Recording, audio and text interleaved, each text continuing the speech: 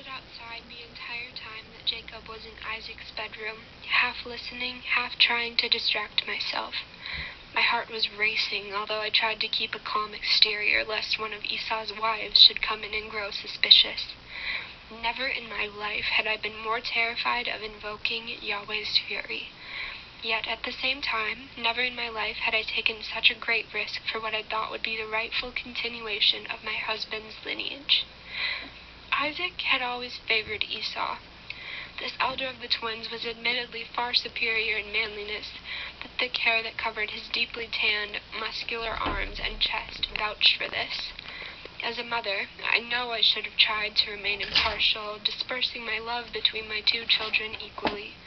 And yet I had always had a soft spot for Jacob. He was quiet, often overlooked. Within him, I saw a cleverness, a resourcefulness that told me he would grow into a young man with great potential. Esau, meanwhile, had been tricked out of his birthright with the bribe of a bowl of stew.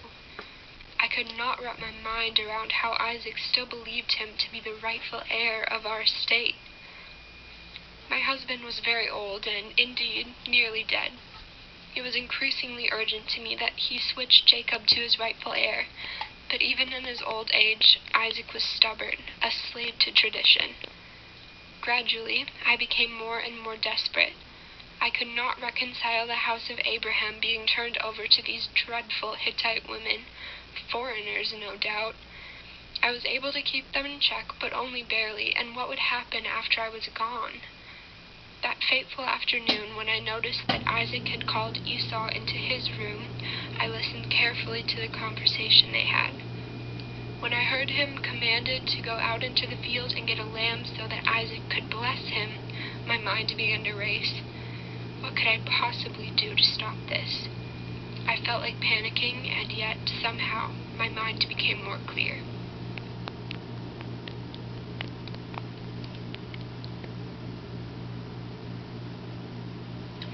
When I was still just a creature in my mother's womb, a plan for my life had been created.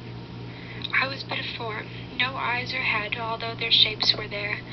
I did not even have a consciousness yet, only a vague comfort that came from her constant heartbeat above me, the warm, dark space that was the only home I knew. Years of barrenness had taught my mother to be fully in tune with the rhythms of her body. And now, just a few weeks before we would make our first appearance in the world, she could feel within her stomach the beginnings of our struggle. Lord, she whispered to the starry sky one sleepless night, if it is to be this way, why do I live? She felt her God answer within her heart, a prophetic, poetic prose. 2 nations are in your womb, and 2 peoples born of you shall be divided.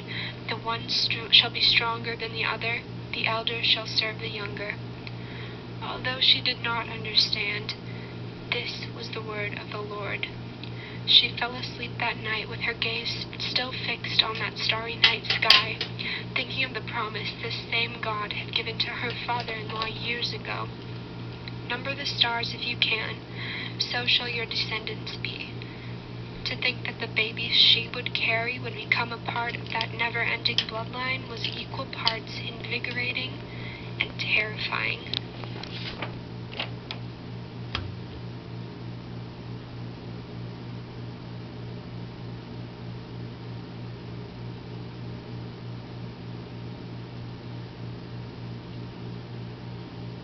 Throughout our childhood, Esau and I were often. Mere mornings later, we arrived. Esau came out first, covered in matted red hair from his first breath.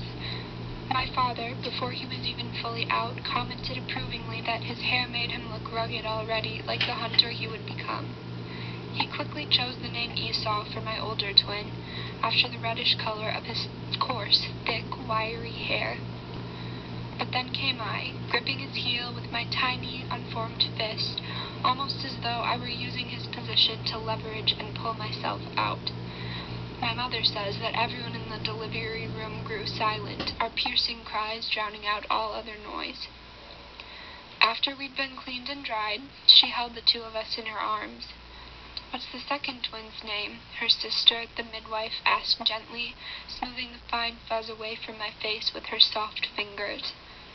I cooed and almost smiled while Esau continued to whimper next to me. "Jacob," my mother said quietly. It was a name that meant holder of the heel, and it was also my destiny.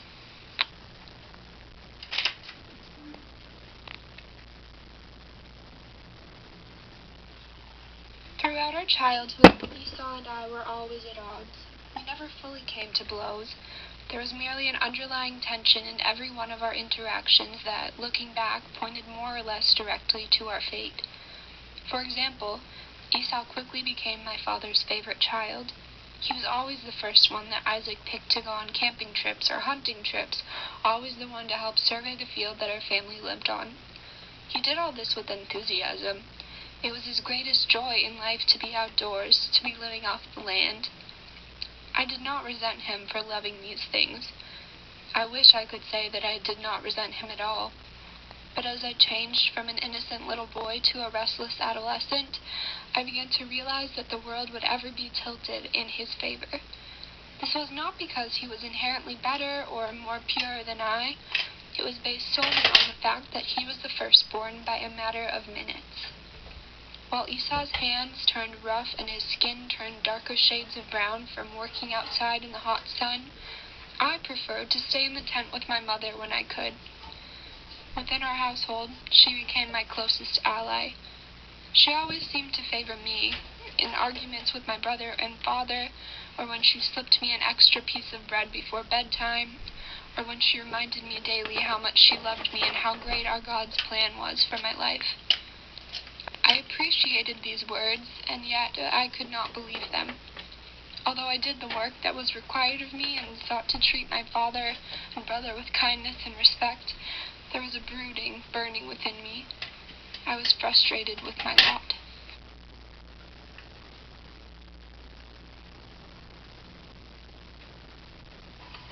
The sun was high in the sky on the day my father sent Esau into the woods to hunt some game for his favorite meal. The moment he left, my mother, with hurried gestures and wild eyes, motioned for me into the kitchen and spoke in hushed, urgent tones. "Jacob, my beloved son, listen to me. This is our chance. I heard your father say to your brother Esau, 'Bring me game and prepare for me savory food to eat, that I may bless you before the Lord before I die.' I need you to act right now. Go to our flock and get me 2 choice kids so that I may prepare from them savory food for your father such as he likes. Then take it to your father to eat so that he may bless you before he dies." This was early this afternoon. Now I'm in the kitchen, waiting. My heart is beating out of my chest. I've never felt so conflicted about a conflict in my life. No, Esau has not been the ideal brother.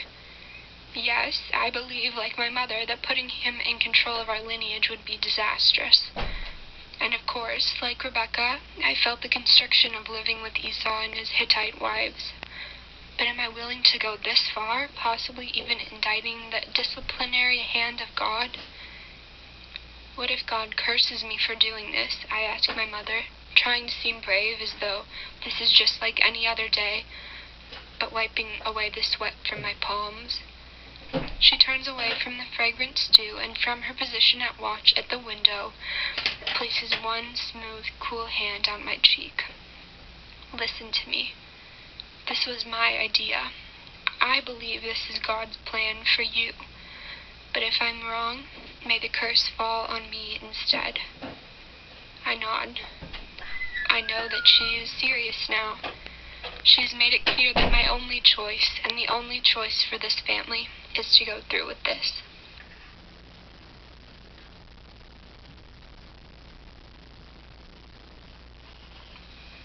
Isaac's blessing for Jacob. "Ah, the smell of my son is like the smell of a field that the Lord has blessed. May God give you of the dew of heaven and of the fatness of the earth, and plenty of grain and wine. Let peoples serve you and nations bow down to you.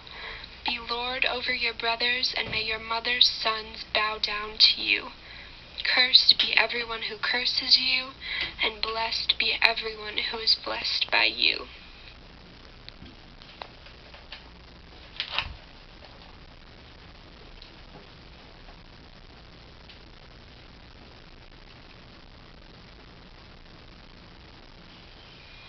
My heartbeat continued to be elevated until well after Jacob came out from Isaac's room. We did not exchange a glance or a word, and yet I knew that it was finished. I felt like weeping.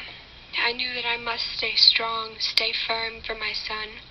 Although he had received the blessing, he was still so young, so naive, and did not know what the world held for him. Nor did I, and nor would I likely get to see the results of Isaac's blessing, for my age was increasing too. Once Esau learned of the mix-up with the blessing, he was, predictably, furious. I expected this, but I did not expect him to threaten to kill his own brother, blood of his own blood, flesh of his own flesh. I was not ready. I was not ready for any of this. But although my selfish desire desired him to stay in the house with us as my ally for just a few months longer, I knew there was no time. I had to warn him. It was time for Jacob to leave this house and enter into his destiny.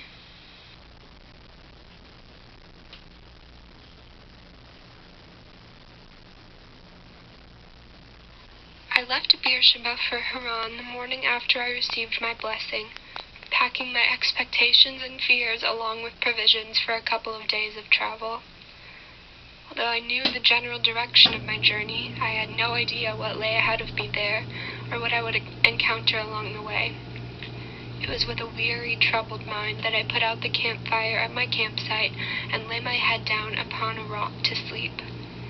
Within a mere 24 hours, everything had changed so quickly. One moment, a frustration with my lot was festering inside my heart. The next, I had received the blessing that was rightfully Esau's, and my own brother was plotting to kill me. My heart was ridden with guilt. Worrisome thoughts worked their way through me tauntingly over and over again with the pumping of my blood. Had I acted against the will of God? Had I betrayed my family in an unforgivable way? After a fitful couple of hours, I fell asleep, fists clenched over my chest as some means of protection against whatever vengeance I feared.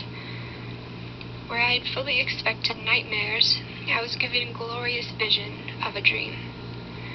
In the dream, I, standing with both feet on the earth, was presented with the stairway leading to heaven. A heavenly figure was at the top, directing the activity of bright, feathery beings, which I can only assume to be angels. Was this the Yahweh that my father had spoken of for so long, the God of my father and of my ancestors? As I was marveling at the beauty of this vision, to my complete shock, the deity began to speak. He said, "I am the Lord, the God of your father, Abraham, and the God of Isaac. I will give you and your descendants the land on which you are lying. Your descendants will be like the dust of the earth, and you will spread out to the west and to the east, to the north and to the south. All peoples on earth will be blessed through you and your offspring. I am with you, and will watch over you wherever you go, and I will bring you back to this land. I will not leave you until I have done what I promised." I awoke with a start. The night was cold. The stars were out in full force. There was no mysterious deity in the sky, no more stairway, no more angels, and yet I felt certain that what had just happened was real. My brother's death threats and all the events of yesterday seemed so distant now. I felt an assurance that my father's blessing would stand. I did not have any more answers than when I went to sleep hours before, and yet now, as the sun was beginning to rise, an undeniable calm washed over me. I remembered Yahweh's promise to my godfather, Abraham. "Number the stars if you can, so shall your descendants be." For some reason, surely, the Lord is with me, I whispered to the coming dawn.